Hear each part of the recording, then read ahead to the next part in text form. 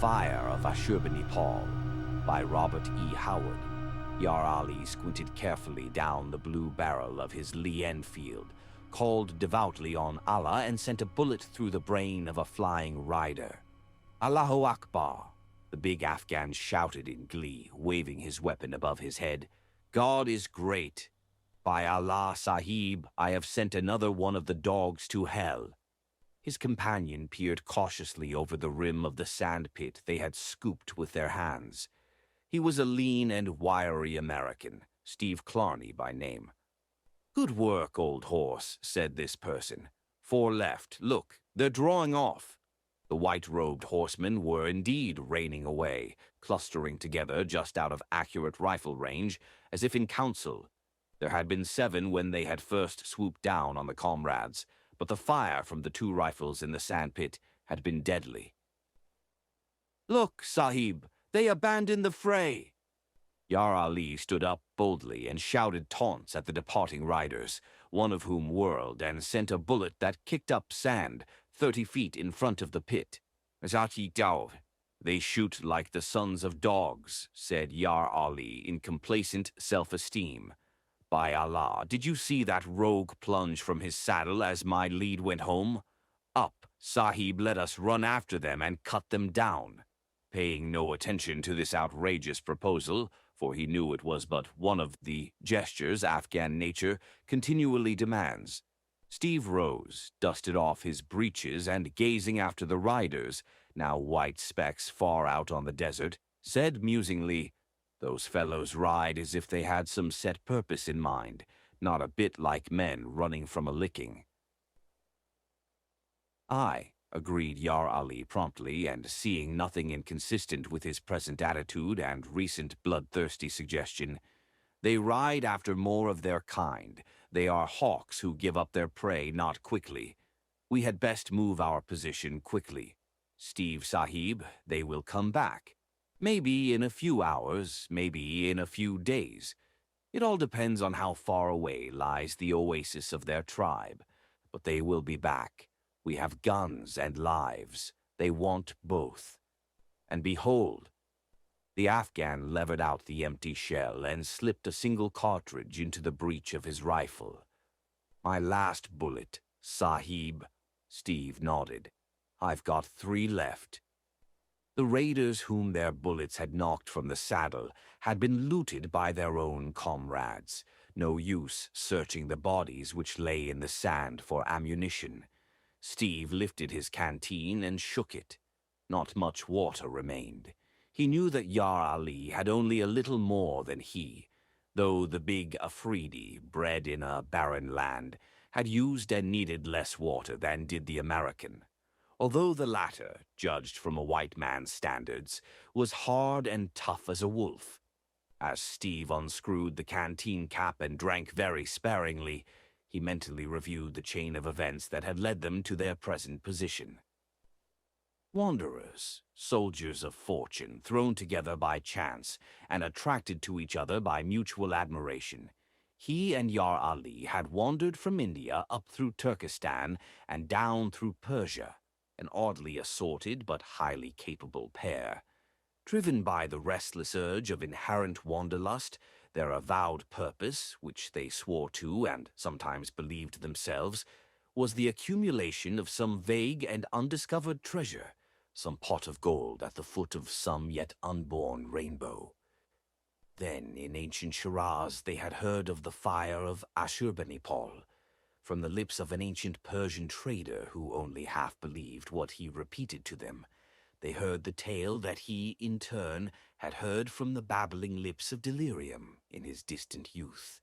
He had been a member of a caravan 50 years before, which, wandering far on the southern shore of the Persian Gulf, trading for pearls, had followed the tale of a rare pearl far into the desert.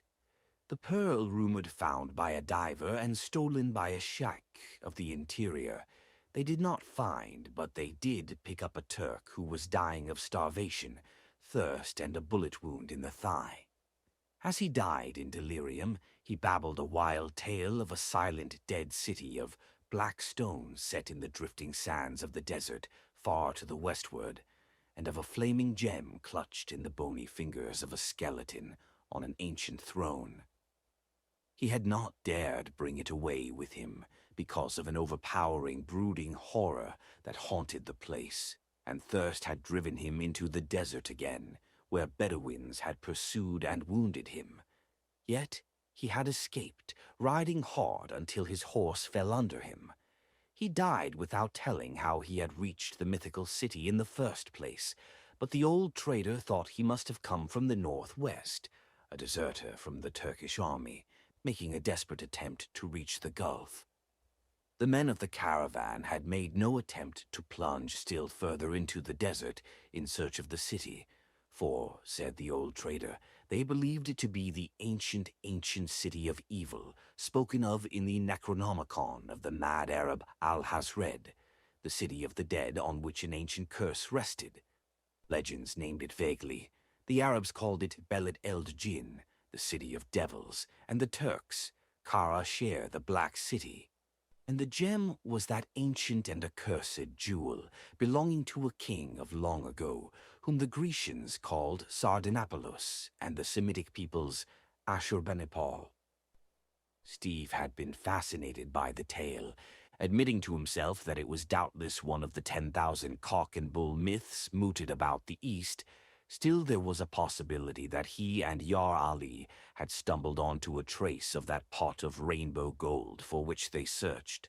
And Yar Ali had heard hints before of a silent city of the sands.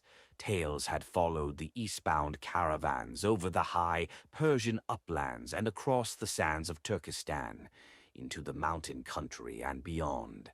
Vague tales, whispers of a black city of the jinn, deep in the hazes of a haunted desert. So, following the trail of the legend, the companions had come from Shiraz to a village on the Arabian shore of the Persian Gulf, and there had heard more from an old man who had been a pearl diver in his youth.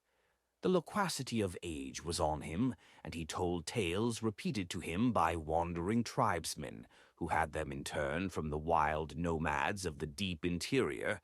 And again Steve and Yar Ali heard of the still Black Sea city with giant beasts carved of stone, and the skeleton sultan who held the blazing gem. And so, mentally swearing at himself for a fool, Steve had made the plunge, and Yar Ali, secure in the knowledge that all things lay on the lap of Allah, had come with him.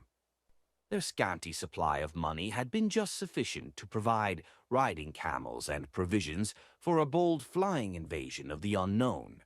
Their only chart had been the vague rumors that placed the supposed location of Kara-Shehr. There had been days of hard travel, pushing the beasts and conserving water and food. Then, deep in the desert they invaded, they had encountered a blinding sand wind in which they had lost the camels. After that came long miles of staggering through the sands, battered by a flaming sun, subsisting on rapidly dwindling water from their canteens and food Yar Ali had in a pouch. No thought of finding the mythical city now. They pushed on blindly in hope of stumbling upon a spring. They knew that behind them no oases lay within a distance they could hope to cover on foot.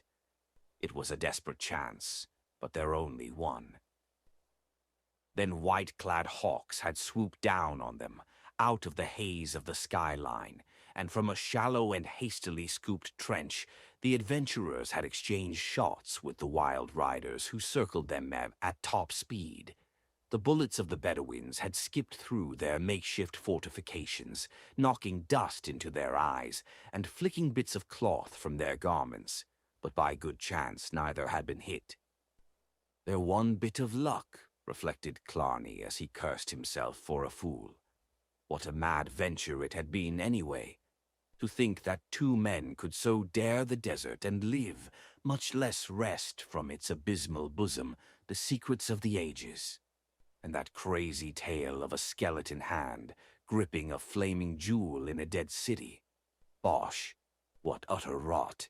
He must have been crazy himself to credit it, the American decided with the clarity of view that suffering and danger bring.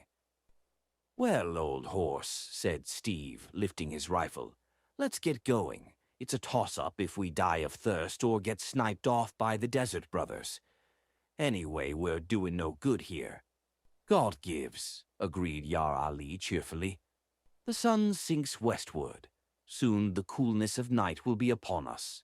Perhaps we shall find water yet. Sahib, look. The terrain changes to the south." Clarney shaded his eyes against the dying sun. Beyond a level, barren expanse of several miles' width, the land did indeed become more broken. Aborted hills were in evidence. The American slung his rifle over his arm and sighed. "Heave ahead. We're food for the buzzards anyhow." The sun sank and the moon rose, flooding the desert with weird silver light. Drifted sand glimmered in long ripples, as if a sea had suddenly been frozen into immobility. Steve, parched fiercely by a thirst he dared not fully quench, cursed beneath his breath. The desert was beautiful beneath the moon, with the beauty of a cold marble Lorelei to lure men to destruction. What a mad quest, his weary brain reiterated. The Fire of Asshurbanipal retreated into the mazes of unreality, with each dragging step. The desert became not merely a material wasteland, but the gray mists of the lost eons, in whose depths dreamed sunken things. Clarney stumbled and swore. Was he failing already? Yar Ali swung along with the easy, tireless stride of the mountain man, and Steve set his teeth, nerving himself to greater effort. They were entering the broken country at last, and the going became harder. Shallow gullies and narrow ravines knifed the earth with wavering patterns. Most of them were nearly filled with sand, and there was no trace of water. "This country was once oasis country," commented Yar Ali. "Allah knows how many centuries ago the sand took it, as the sand has taken so many cities in Turkestan." They swung on like dead men in a gray land of death. The moon grew red and sinister as she sank, and shadowy darkness settled over the desert before they had reached a point where they could see what lay beyond the broken belt. Even the big Afghan's feet began to drag, and Steve kept himself erect only by a savage effort of will. At last they toiled up a sort of ridge on the southern side of which the land sloped downward. "We rest," declared Steve. "There's no water in this hellish country. No use in going on forever. My legs are stiff as gun barrels. I couldn't take another step to save my neck. Here's a kind of stunted cliff, about as high as a man's shoulder, facing south.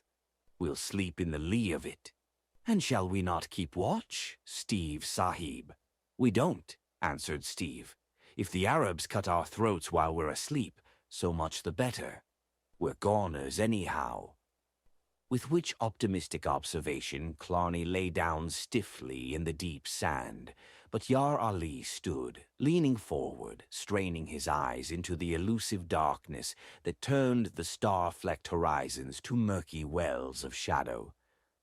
"Something lies on the skyline to the south," he muttered uneasily. "A hill. I cannot tell or even be sure that I see anything at all." "You're seeing mirages already," said Steve irritably. "Lie down and sleep." And so saying, Steve slumbered. The sun in his eyes awoke him. He sat up, yawning, and his first sensation was that of thirst. He lifted his canteen and wet his lips. One drink left. Yar Ali still slept. Steve's eyes wandered over the southern horizon, and he started. He kicked the recumbent Afghan. "Hey, wake up, Ali. I reckon you weren't seeing things after all. There's your hill, and a queer-looking one, too." The Afridi woke as a wild thing wakes, instantly and completely, his hand leaping to his long knife as he glared about for enemies. His gaze followed Steve's pointing fingers, and his eyes widened. "By Allah and by Allah," he swore, "we have come into a land of jinn. That is no hill. It is a city of stone in the midst of the sands." Steve bounded to his feet like a steel spring released. As he gazed with bated breath, a fierce shout escaped his lips. At his feet, the slope of the ridge ran down into a wide and level expanse of sand that stretched away southward. And far away across those sands, to his straining sight, the hill slowly took shape, like a mirage growing from the drifting sands. He saw great uneven walls, massive battlements. All about crawled the sands like a living, sensate thing, drifted high about the walls, softening the rugged outlines. No wonder that at first glance the whole had appeared like a hill. Kara-Shehr, Clarney exclaimed fiercely. Beled El Jinn, the city of the dead. It wasn't a pipe dream after all. We found it. By heaven, we found it. Come on, let's go. Yar Ali shook his head uncertainly and muttered something about evil jinn under his breath. But he followed. The sight of the ruins had swept from Steve his thirst and hunger, and the fatigue that a few hours' sleep had not fully overcome. He trudged on swiftly, oblivious to the rising heat, his eyes gleaming with the lust of the explorer. It was not altogether greed for the fabled gem that had prompted Steve Clarney to risk his life in that grim wilderness. Deep in his soul lurked the age-old heritage of the white man, the urge to seek out the hidden places of the world, and that urge had been stirred to the depths by the ancient tales. Now, as they crossed the level wastes that separated the broken land from the city, they saw the shattered walls take clearer form and shape, as if they grew out of the morning sky. The city seemed built of huge blocks of black stone, but how high the walls had been there was no telling, because of the sand that drifted high about their base. In many places they had fallen away, and the sand hid the fragments entirely. The sun reached her zenith, and thirst intruded itself in spite of zeal and enthusiasm. But Steve fiercely mastered his suffering. His lips were parched and swollen, but he would not take that last drink until he had reached the ruined city. Yar Ali wet his lips from his own canteen and tried to share the remainder with his friend. Steve shook his head and plodded on. In the ferocious heat of the desert afternoon, they reached the ruin, and passing through a wide breach in the crumbling wall, gazed on the dead city. Sand choked the ancient streets and lent fantastic form to huge, fallen, and half-hidden columns. So crumbled into decay and so covered with sand was the whole that the explorers could make out little of the original plan of the city. Now it was but a waste of drifted sand and crumbling stone, over which brooded, like an invisible cloud, an aura of unspeakable antiquity.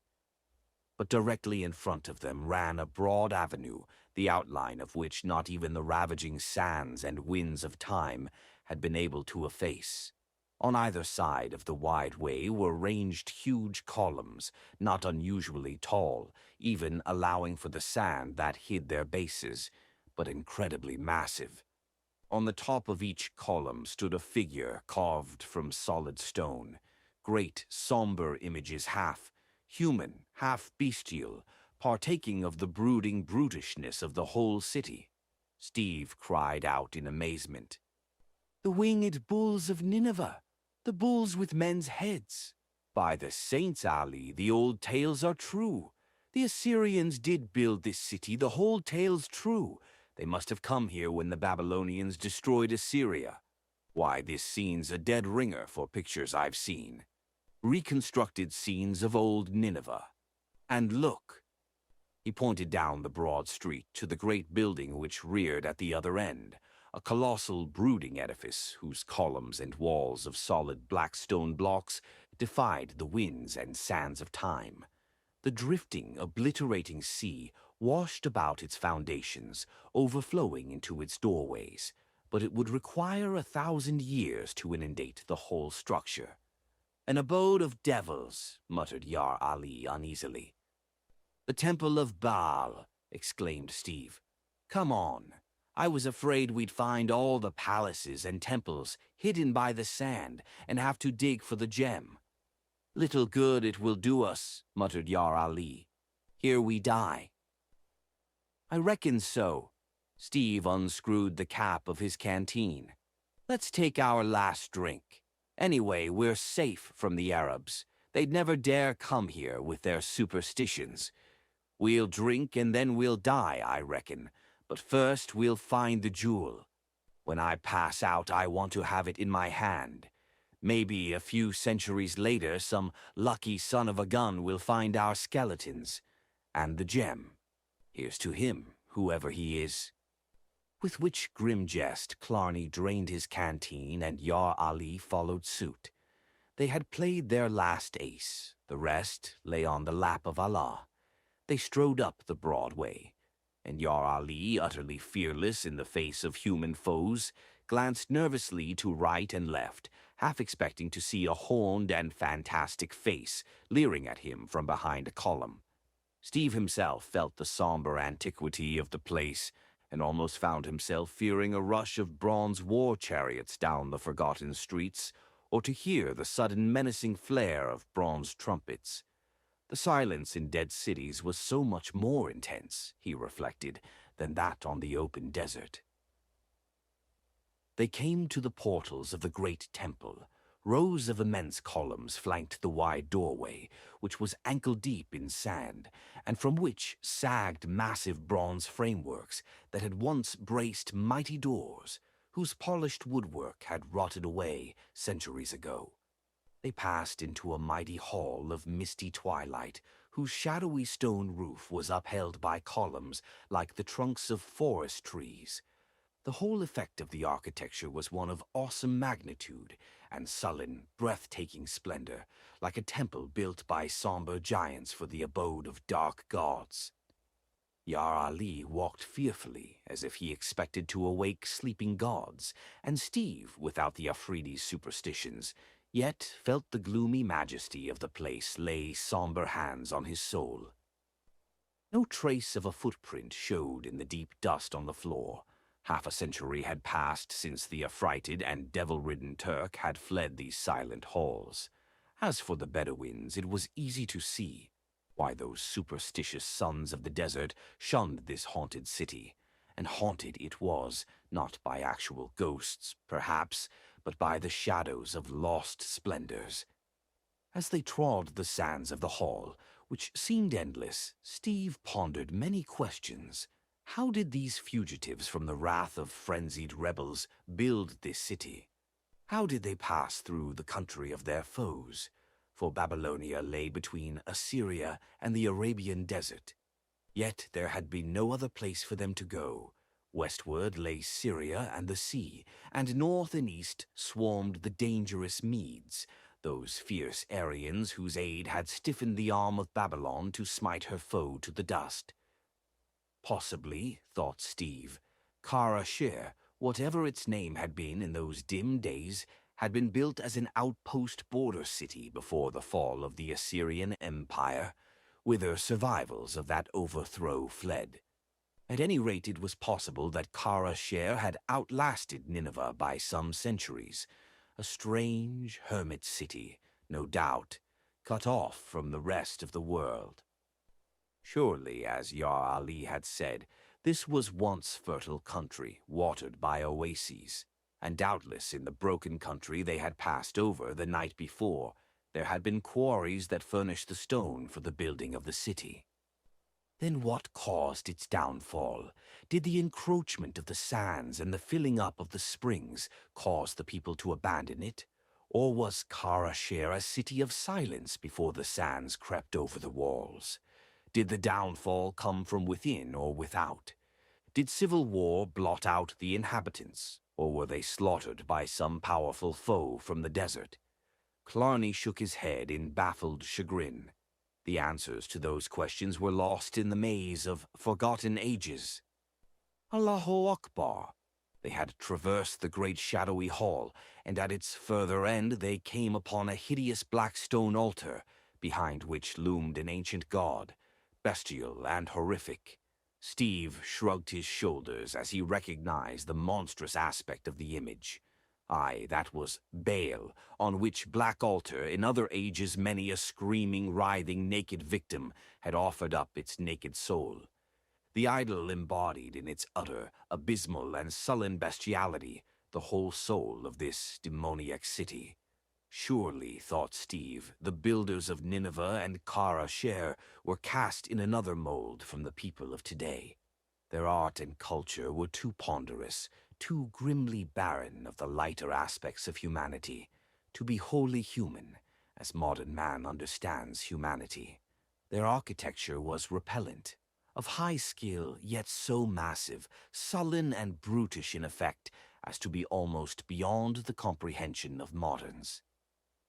The adventurers passed through a narrow door which opened in the end of the hall close to the idol, and came into a series of wide, dim, dusty chambers connected by column-flanked corridors.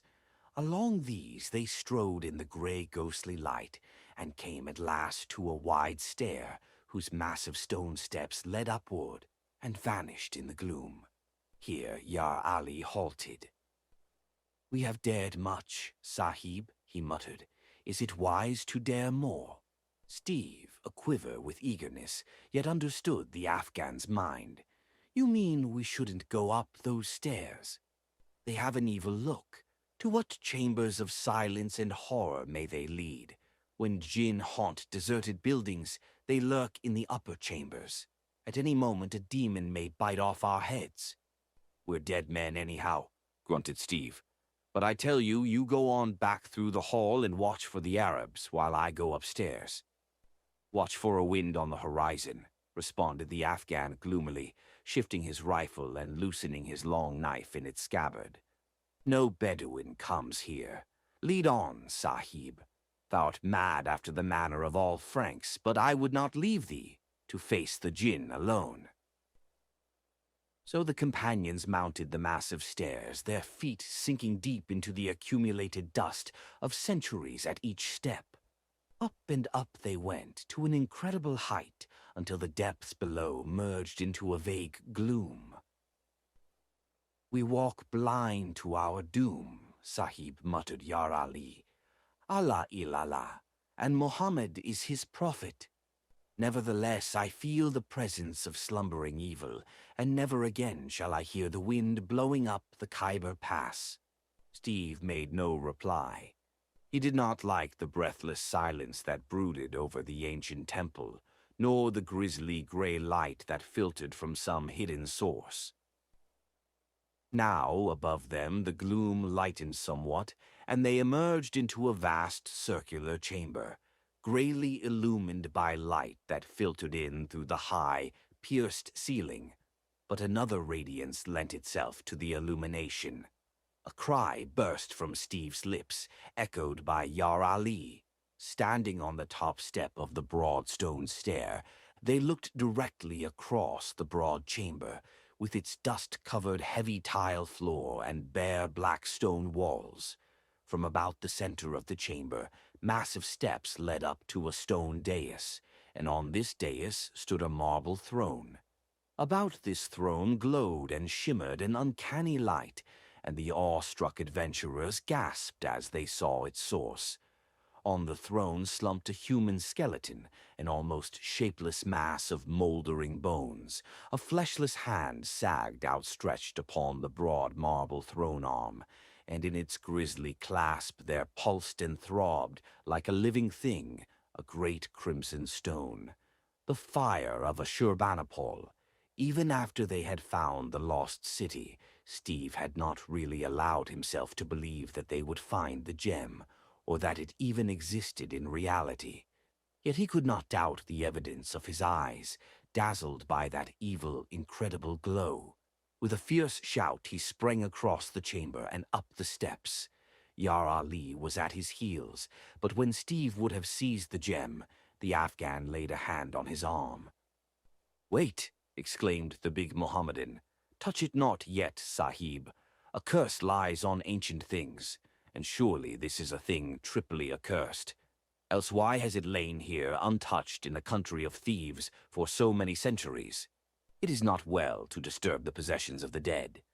"Bosh!" snorted the American. "Superstitions. The Bedouins were scared by the tales that have come down to 'em from their ancestors.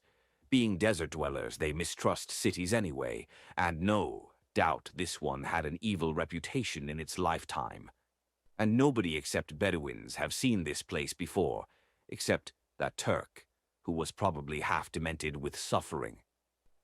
These bones may be those of the king mentioned in the legend. The dry desert air preserves such things indefinitely, but I doubt it. Maybe Assyrian, most likely Arab, some beggar that got the gem and then died on that throne for some reason or other. The Afghan scarcely heard him. He was gazing in fearful fascination at the great stone, as a hypnotized bird stares into a serpent's eye. "Look at it, Sahib," he whispered. "What is it? No such gem as this was ever cut by mortal hands. Look how it throbs and pulses like the heart of a cobra."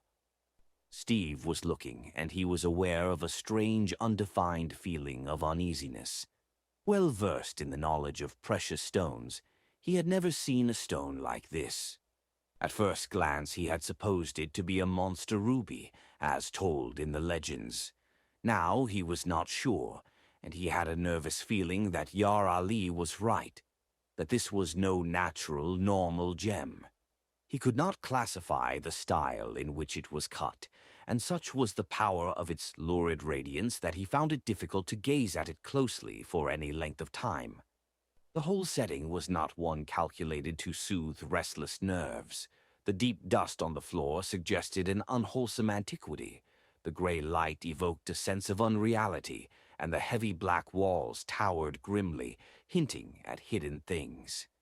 "Let's take the stone and go," muttered Steve, an unaccustomed panicky dread rising in his bosom. "Wait." Yar Ali's eyes were blazing, and he gazed, not at the gem, but at the sullen stone walls. "We are flies in the lair of the spider. Sahib, as Allah lives, it is more than the ghosts of old fears that lurk over this city of horror.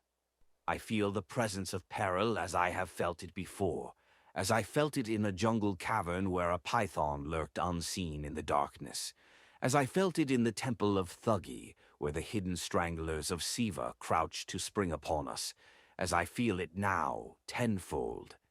Steve's hair prickled.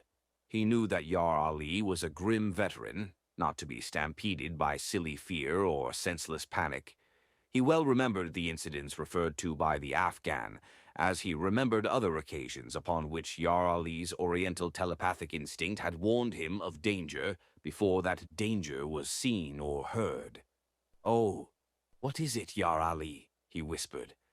The Afghan shook his head, his eyes filled with a weird, mysterious light, as he listened to the dim, occult promptings of his subconsciousness. "I know not. I know it is close to us, and that it is very ancient and very evil. I think—" Suddenly he halted and wheeled, the eerie light vanishing from his eyes to be replaced by a glare of wolf-like fear and suspicion. "Hawk, Sahib," he snapped. "Ghosts or dead men mount the stair." Steve stiffened as the stealthy pad of soft sandals on stone reached his ear. "By Judas Ali," he rapped, "something's out there." The ancient walls re-echoed to a chorus of wild yells as a horde of savage figures flooded the chamber. For one dazed, insane instant, Steve believed wildly that they were being attacked by re-embodied warriors of a vanished age. Then the spiteful crack of a bullet past his ear and the acrid smell of powder told him that their foes were material enough. Clarney cursed. In their fancied security, they had been caught like rats in a trap by the pursuing Arabs. Even as the American threw up his rifle, Yar Ali fired point-blank from the hip with deadly effect, hurled his empty rifle into the horde, and went down the steps like a hurricane, his 3-foot Khyber knife shimmering in his hairy hand. Into his gusto for battle went real relief that his foes were human. A bullet ripped the turban from his head, but an Arab went down with a split skull beneath the hillman's first shearing stroke. A tall Bedouin clapped his gun muzzle to the Afghan's side, but before he could pull the trigger, Clarney's bullet scattered his brains. The very number of the attackers hindered their onslaught on the big Afridi. whose tigerish quickness made shooting as dangerous to themselves as to him. The bulk of them swarmed about him, striking with scimitar and rifle stock, while others charged up the steps after Steve. At that range there was no missing. The American simply thrust his rifle muzzle into a bearded face and blasted it into a ghastly ruin. The others came on, screaming like panthers. And now, as he prepared to expend his last cartridge, Clarney saw two things in one flashing instant. A wild warrior who, with froth on his beard and a heavy scimitar uplifted, was almost upon him, and another who knelt on the floor, drawing a careful bead on the plunging Yar Ali. Steve made an instant choice and fired over the shoulder of the charging swordsman, killing the rifleman, and voluntarily offering his own life for his friends, for the scimitar was swinging at his own head. But even as the Arab swung, grunting with the force of the blow, his sandaled foot slipped on the marble steps, and the curved blade, veering erratically from its arc, clashed on Steve's rifle barrel. In an instant, the American clubbed his rifle, and as the Bedouin recovered his balance and again heaved up the scimitar, Clarney struck with all his rangy power, and stock and skull shattered together. Then a heavy ball smacked into his shoulder, sickening him with the shock. As he staggered dizzily, a Bedouin whipped a turban cloth about his feet and jerked viciously. Clarney pitched headlong down the steps to strike with stunning force. A gunstock in a brown hand went up to dash out his brains, but an imperious command halted the blow. "Slay him not, but bind him hand and foot." As Steve struggled dazedly against many gripping hands, it seemed to him that somewhere he had heard that imperious voice before. The American's downfall had occurred in a matter of seconds. Even as Steve's second shot had cracked, Yar Ali had half-severed a raider's arm and himself received a numbing blow from a rifle stock on his left shoulder. His sheepskin coat, worn despite the desert heat, saved his hide from half a dozen slashing knives. A rifle was discharged so close to his face that the powder burnt him fiercely, bringing a bloodthirsty yell from the maddened Afghan. As Yar Ali swung up his dripping, Blade the rifleman, ashy-faced, lifted his rifle above his head in both hands to parry the downward blow, whereat the Afridi, with a yelp of ferocious exultation, shifted as a jungle cat strikes and plunged his long knife into the Arab's belly. But at that instant a rifle stock, swung with all the hearty ill will its wielder could evoke, crashed against the giant's head, laying open the scalp and dashing him to his knees. With the dogged and silent ferocity of his breed, Yar Ali staggered blindly up again, slashing at foes he could scarcely see, but a storm of blows battered him down again, nor did his attackers cease beating him until he lay still. They would have finished him in short order then, but for another peremptory order from their chief, whereupon they bound the senseless knife man and flung him down alongside Steve, who was fully conscious and aware of the savage hurt of the bullet in his shoulder. He glared up at the tall Arab who stood looking down at him. "Well," Sahib said this one, and Steve saw he was no Bedouin. "Do you not remember me?" Steve scowled. A bullet wound is no aid to concentration. "You look familiar, by Judas. You are Nuruddin el-Mekru." "I am honored. The Sahib remembers." Nuruddin salaamed mockingly. "And you remember, no doubt, the occasion on which you made me a present of this?" The dark eyes shadowed with bitter menace, and the Shaykh indicated a thin white scar on the angle of his jaw. "I remember," snarled Clarney, whom pain and anger did not tend to make docile. "It was in Somaliland years ago. You were in the slave trade then. A wretch of a nigger escaped from you and took refuge with me. You walked into my camp one night in your high-handed way, started a row, and in the ensuing scrap, you got a butcher knife across your face. I wish I'd cut your lousy throat." "You had your chance," answered the Arab. "Now the tables are turned." I thought your stamping ground lay west, growled Clarney, Yemen and the Somali country. I quit the slave trade long ago, answered the sheikh. It is an outworn game. I led a band of thieves in Yemen for a time. Then again I was forced to change my location. I came here with a few faithful followers, and by Allah, those wild men nearly slit my throat at first. But I overcame their suspicions, and now I lead more men than have followed me in years.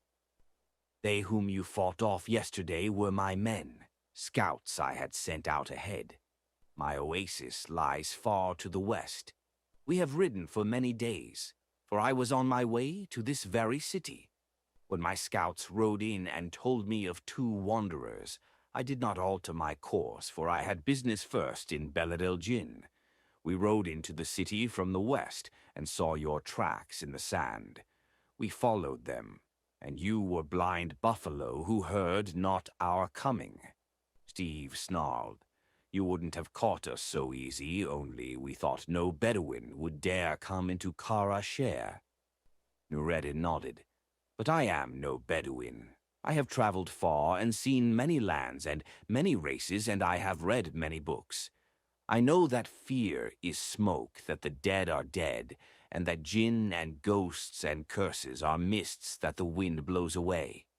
It was because of the tales of the red stone that I came into this forsaken desert, but it has taken months to persuade my men to ride with me here. But I am here, and your presence is a delightful surprise. Doubtless you have guessed why I had you taken alive. I have more elaborate entertainment planned for you and that Pathan swine. Now, I take the Fire of Asshurbanipal, and we will go. He turned toward the dais, and one of his men, a bearded, one-eyed giant, exclaimed, Hold, my lord! Ancient evil reigned here before the days of Muhammad. The jinn howl through these halls when the winds blow, and men have seen ghosts dancing on the walls beneath the moon. No man of mortals has dared this black city for 1,000 years, save one, half a century ago, who fled shrieking. You have come here from Yemen. You do not know the ancient curse on this foul city, and this evil stone which pulses like the red heart of Satan. We have followed you here against our judgment, because you have proven yourself a strong man, and have said you hold a charm against all evil beings. You said you but wished to look on this mysterious gem, but now we see it is your intention to take it for yourself. Do not offend the jinn. Nay, Nureddin, do not offend the jinn, chorused the other Bedouins. The sheikh's own hard-bitten ruffians, standing in a compact group somewhat apart from the Bedouins, said nothing. Hardened to crimes and deeds of impiety, they were less affected by the superstitions of the desert men, to whom the dread tale of the accursed city had been repeated for centuries. Steve, even while hating Nureddin with concentrated venom, realized the magnetic power of the man, the innate leadership that had enabled him to overcome thus far the fears and traditions of ages. The curses laid on infidels who invade the city, answered Nureddin, not on the faithful. See, in this chamber have we overcome our Kafar foes. A white-bearded desert hawk shook his head. The curse is more ancient than Muhammad, and recks not of race or creed. Evil men reared this black city in the dawn of the beginnings of days. They oppressed our ancestors of the black tents, and warred among themselves. Aye, the black walls of this foul city were stained with blood, and echoed to the shouts of unholy revel and the whispers of dark intrigues. Thus came the stone to the city. There dwelt a magician at the court of Asshurbanipal, and the black wisdom of ages was not denied to him. To gain honor and power for himself, he dared the horrors of a nameless vast cavern in a dark, untraveled land, and from those fiend-haunted depths he brought that blazing gem which is carved of the frozen flames of hell. By reason of his fearful power in black magic, he put a spell on the demon which guarded the ancient gem, and so stole away the stone. and the demon slept in the cavern unknowing. So this magician, Sutherton by name, dwelt in the court of the Sultan Asshurbanipal and did magic and forecast events by scanning the lurid deeps of the stone, into which no eyes but his could look unblinded. And men called the stone the Fire of Asshurbanipal in honor of the king. But evil came upon the kingdom, and men cried out that it was the curse of the jinn, and the Sultan, in great fear, bade Zuthultan take the gem and cast it into the cavern from which he had taken it, lest worse ill befall them. Yet it was not the magician's will to give up the gem wherein he read strange secrets of pre-Adamite days, and he fled to the rebel city of Kara-Shehr, where soon civil war broke out, and men strove with one another to possess the gem. Then the king, who ruled the city, coveting the stone, seized the magician and put him to death by torture, and in this very room he watched him die.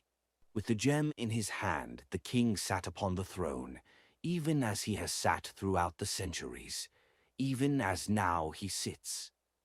The Arab's finger stabbed at the mouldering bones on the marble throne, and the wild desert men blenched. Even Nur ad-Din's own scoundrels recoiled, catching their breath, but the sheikh showed no sign of perturbation. As Suthultan died, continued the old Bedouin, he cursed the stone whose magic had not saved him, and he shrieked aloud the fearful words which undid the spell he had put upon the demon in the cavern, and set the monster free, and crying out on the forgotten gods, Cthulhu and Koth and Yog-Sothoth, and all the pre-Adamite dwellers in the black cities under the sea and their caverns of the earth. He called upon them to take back that which was theirs, and with his dying breath pronounced doom on the false king. And that doom was that the king should sit on his throne, holding in his hand the fire of Asshurbanipal until the thunder of Judgment Day. Thereat the great stone cried out as a live thing cries, and the king and his soldiers saw a black cloud spinning up from the floor, and out of the cloud blew a fetid wind, and out of the wind came a grisly shape which stretched forth fearsome paws, and laid them on the king, who shriveled and died at their touch. And the soldiers fled screaming, and all the people of the city ran forth, wailing into the desert, where they perished or gained through the wastes to the far oasis towns. Kara-Shehr lay silent and deserted, the haunt of the lizard and the jackal. And when some of the desert people ventured into the city, they found the king dead on his throne, clutching the blazing gem, but they dared not lay hand upon it, for they knew the demon lurked near to guard it through all the ages, as he lurks near even as we stand here. The warriors shuddered involuntarily and glanced about, and Nur ad-Din said, "Why did he not come forth when the Franks entered the chamber? Is he deaf that the sound of the combat has not awakened him?" "We have not touched the gem," answered the old Bedouin, "nor had the Franks molested it. Men have looked on it and lived, but no mortal may touch it and survive." Nur ad-Din started to speak, gazed at the stubborn, uneasy faces, and realized the futility of argument. His attitude changed abruptly. "I am master here," he snapped, dropping a hand to his holster. "I have not sweat and bled for this gem to be balked at, the last by groundless fears. Stand back, all. Let any man cross me at the peril of his head." He faced them, his eyes blazing, and they fell back, cowed by the force of his ruthless personality. He strode boldly up the marble steps, and the Arabs caught their breath, recoiling toward the door. Yar Ali, conscious at last, groaned dismally. God, thought Steve, what a barbaric scene.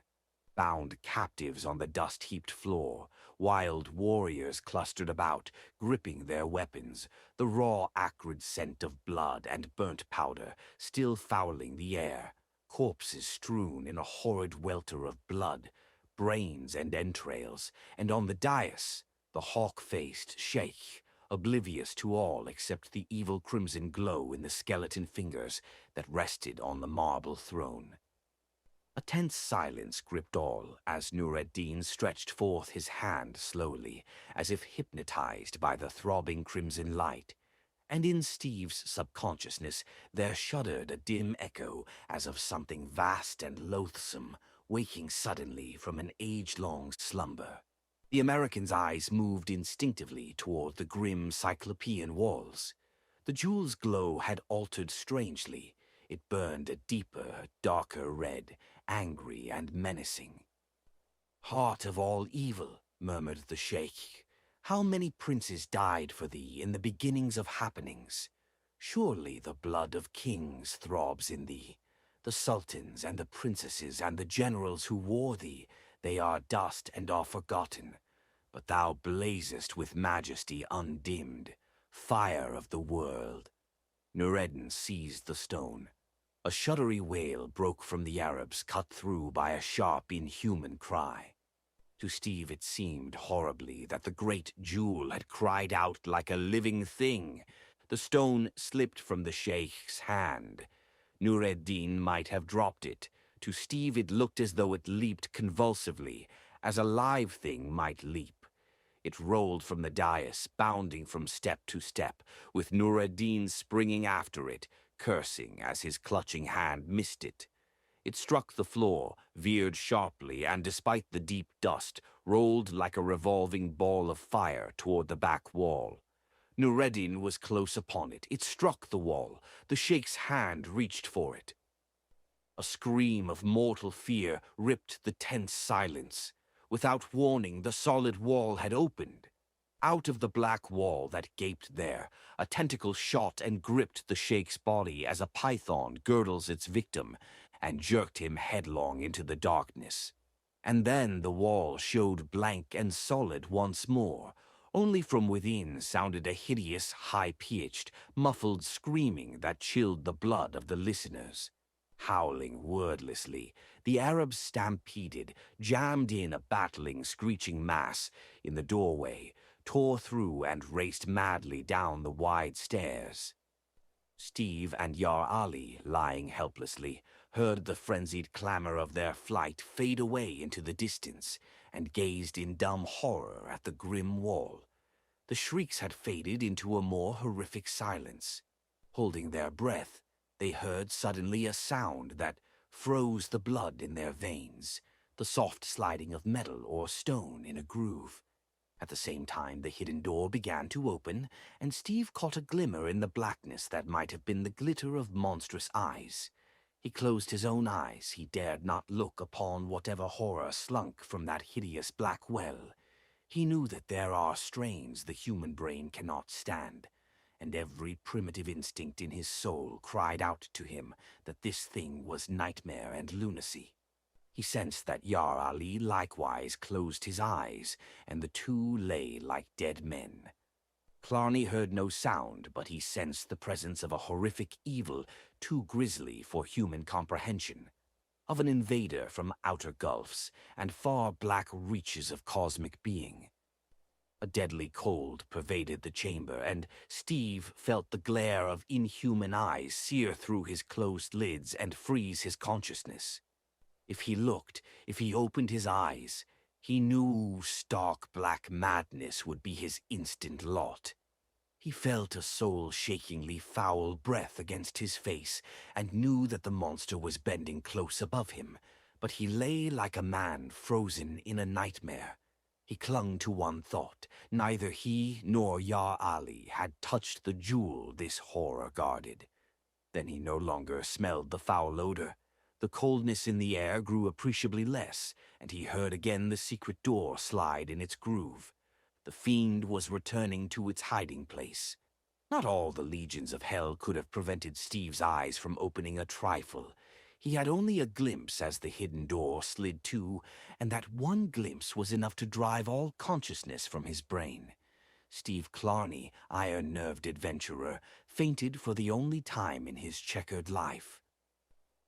How long he lay there Steve never knew, but it could not have been long, for he was roused by Yar Ali's whisper, "Lie still, Sahib, a little shifting of my body, and I can reach thy cords with my teeth." Steve felt the Afghan's powerful teeth at work on his bonds, and as he lay with his face jammed into the thick dust, and his wounded shoulder began to throb agonizingly, he had forgotten it until now, he began to gather the wandering threads of his consciousness, and it all came back to him. How much, he wondered dazedly, had been the nightmares of delirium, born from suffering and the thirst that caked his throat? The fight with the Arabs had been real, the bonds and the wounds showed that, but the grisly doom of the sheikh, the thing that had crept out of the black entrance in the wall, surely that had been a figment of delirium. Nur-ed-Din had fallen into a well or pit of some sort. Steve felt his hands were free, and he rose to a sitting posture, fumbling for a pocket knife the Arabs had overlooked. He did not look up or about the chamber as he slashed the cords that bound his ankles, and then freed Yar Ali, working awkwardly because his left arm was stiff and useless.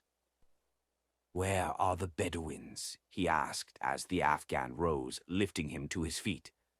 "Allah," Sahib whispered Yar Ali, "are you mad? Have you forgotten? Let us go quickly before the jinn returns." "It was a nightmare," muttered Steve. "Look, the jewel is back on the throne." His voice died out. Again that red glow throbbed about the ancient throne, reflecting from the moldering skull. Again in the outstretched finger bones pulsed the fire of Asshurbanipal. But at the foot of the throne lay another object that had not been there before. The severed head of Nur-ed-Din el-Mekru stared sightlessly up at the gray light filtering through the stone ceiling. The bloodless lips were drawn back from the teeth in a ghastly grin. The staring eyes mirrored an intolerable horror. In the thick dust of the floor, 3 spores showed, one of the sheikh's where he had followed the red jewel as it rolled to the wall, and above it 2 other sets of tracks, coming to the throne and returning to the wall. Vast, shapeless tracks as of splayed feet, taloned and gigantic, neither human nor animal. "My God," choked Steve. "It was true, and the thing I saw." Steve remembered the flight from that chamber as a rushing nightmare in which he and his companion hurtled headlong down an endless stair that was a gray well of fear, raced blindly through dusty silent chambers, past the glowering idol in the mighty hall, and into the blazing light of the desert sun, where they fell, slavering, fighting for breath. Again Steve was roused by the Afridi's voice. "Sahib, Sahib, in the name of Allah the Compassionate, our luck has turned." Steve looked at his companion as a man might look in a trance. The big Afghan's garments were in tatters and blood-soaked. He was stained with dust and caked with blood, and his voice was a croak. But his eyes were alight with hope, and he pointed with a trembling finger. "In the shade of yon ruined wall," he croaked, striving to moisten his blackened lips. "Allah il-Allah, the horses of the men we killed, with canteens and food pouches at the saddle horns. Those dogs fled without halting for the steeds of their comrades."